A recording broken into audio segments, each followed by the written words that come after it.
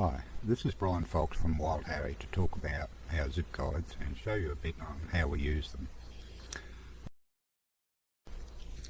As I work with crocodile a lot, that is what I've decided to show in this video, the making of the bag that's at the start.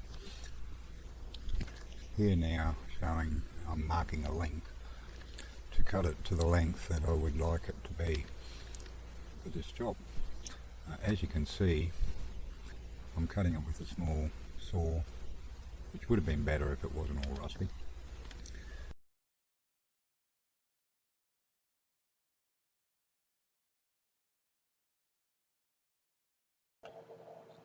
And now, with the help of a really sharp knife, I'll run it around and clean off any of the pieces that are sticking out from the edges so they don't get caught up on the zip. And in particular that little piece in the middle where the nylon zip part goes.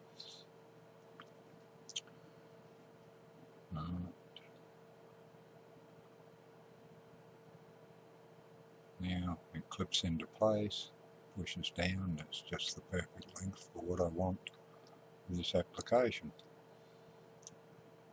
As you see here now, I just line it up to the guide and get around in a better angle to see.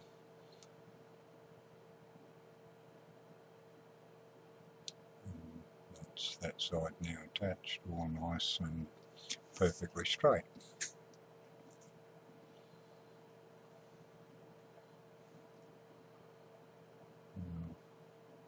Starting the other side, I line up with the opposite edge so that it's in the same place.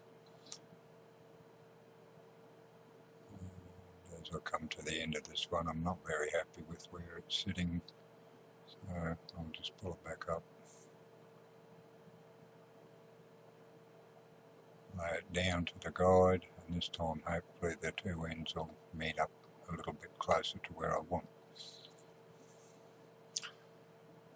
And there we go. From here, we just hammer it down, make sure everything's sticking together well, and then all we have to do is run the sewing machine across the top, stitch it up the sides, and there you see the finished bag.